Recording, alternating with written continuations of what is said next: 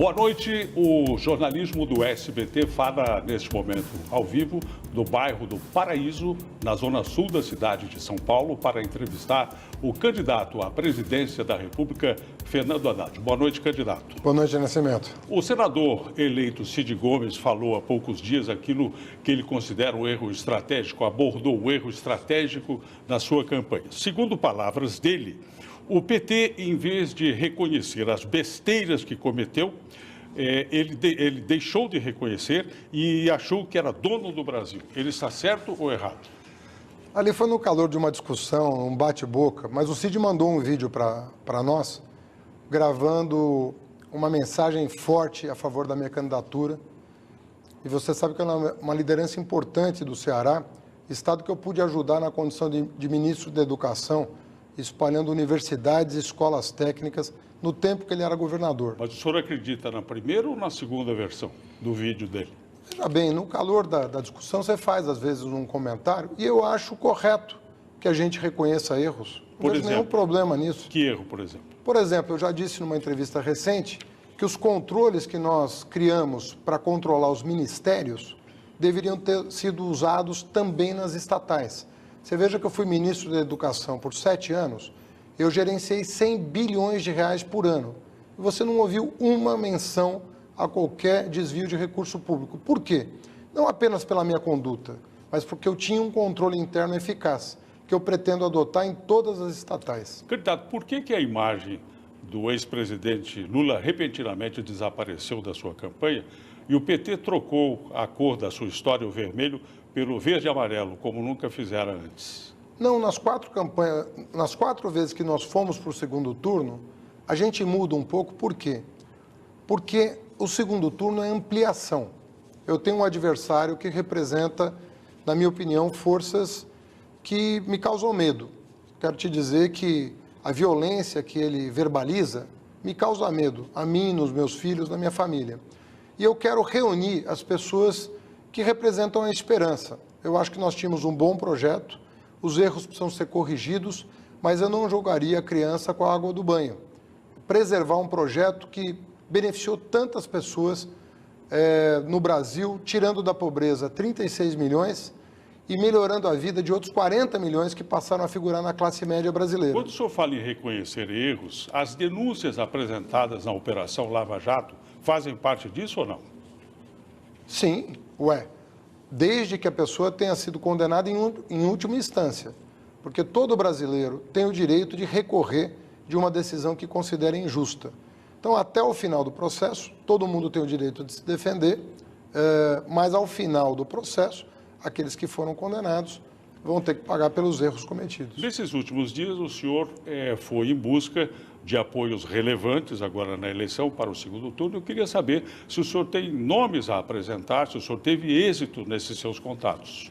Olha, eu tenho feito sondagens de pessoas que eu respeito. A imprensa noticiou que eu visitei o Joaquim Barbosa na sua casa em Brasília, porque eu acho que ele é uma figura que, pelos 40 anos de serviço prestado, tem o que contribuir. Não fui convidá-lo para ministério, como foi noticiado. Fui ouvi-lo para melhorar o plano de governo.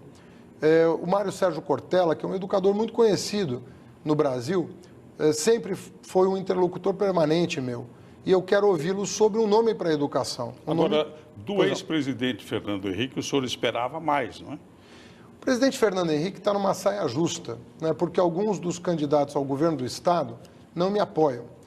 Ele é meu, não diria amigo, mas é uma pessoa com quem eu mantenho uma relação antiga e muito cordial e respeitosa. E é recíproco. Então, todos aqueles de boa fé que lutaram pela redemocratização do país, que lutaram contra a ditadura e, sobretudo, contra a tortura, né, nós estamos tentando reunir. Muitos ministros do Fernando Henrique estão me apoiando. Hoje eu recebi Zé Carlos Dias, por exemplo, um nome consagrado na Advocacia Nacional, assinou um manifesto de apoio à minha candidatura contra a ameaça que representa o meu adversário. O senhor foi ministro da Educação. Eu queria saber, na sua opinião, qual foi o seu trabalho mais relevante no Ministério que, nessa altura, o recomenda para ser o presidente da República? Olha, o mais vistoso, né, foi os programas que eu criei para permitir que jovens de baixa renda entrassem na universidade. Eu criei, por exemplo, o ProUni, que é muito conhecido, mais de 2 milhões de beneficiários. Eu criei o FIES sem fiador, porque antigamente o FIES era só para quem tinha fiador e o pobre não tinha acesso ao financiamento. Eu levei universidades federais para 126 cidades brasileiras. Todas as cidades polo do Brasil receberam uma extensão universitária e criei 214 escolas técnicas em cidades médias para estimular o ensino médio e o ensino profissionalizante. Queria falar agora da insegurança pública, que hoje é um fato muito grave no Brasil inteiro. O senhor acha que o novo governo deve tomar medidas imediatas, fortes, duras contra o crime, ou seja, endurecer com os criminosos, né? Ou esperar que eles se arrependam do que fizeram? A nossa proposta é muito inovadora, porque hoje a atribuição da segurança pública é dos governos estaduais. O que o meu programa prevê, Nascimento? Que parte dos crimes relativos a organizações criminosas seja de responsabilidade da Polícia Federal. Eu vou contratar um contingente novo de policiais federais que, com equipamento e inteligência, vão poder combater o crime organizado no Brasil. Isso está dando muito trabalho para as polícias locais. E as polícias locais não estão fazendo o seu trabalho da melhor maneira. Mas jogar duro contra o crime ou deixar como está? Olha, na verdade, nós não estamos jogando duro contra o crime. Você sabe que só 8% dos homicídios leva alguém para a cadeia. 8%, ou seja, 92 em 100 criminosos estão soltos. Então não tem nada, ninguém está jogando duro contra o crime.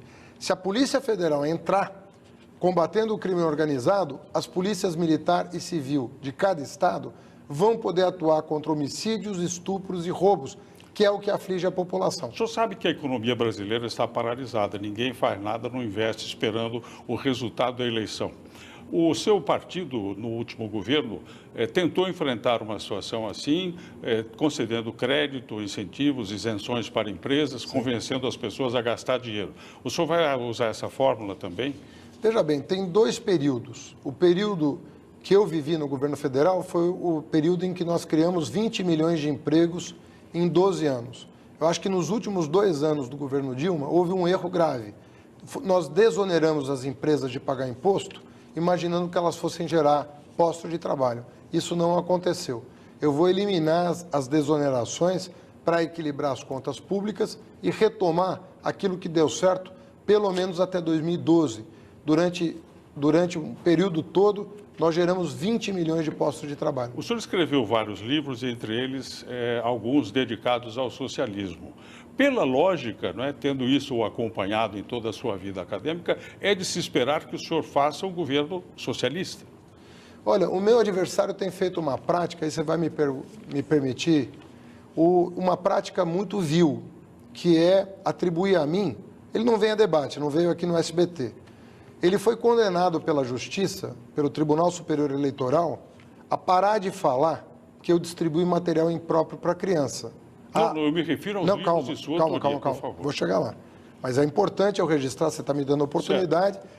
O Tribunal Superior Eleitoral classificou como mentira o que o Bolsonaro diz a meu respeito sobre a distribuição imprópria de material para crianças de 6 anos. Ele foi condenado pela Justiça.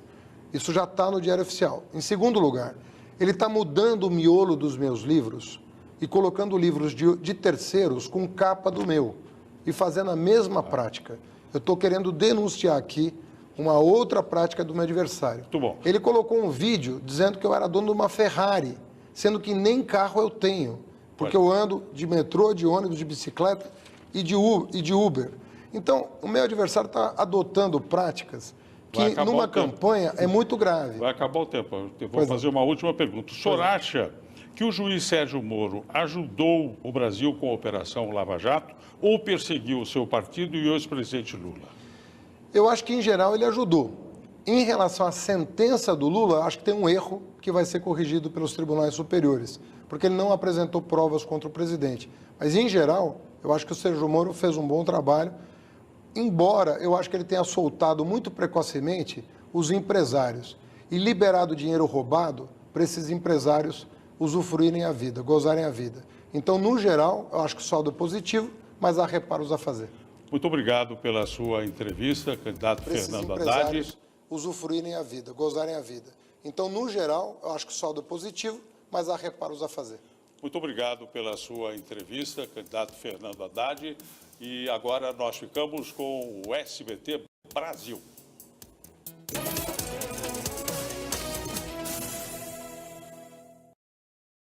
Preso o chefe da quadrilha que roubou mais de 100 milhões de reais de um banco em São Paulo. Estudante atira em colegas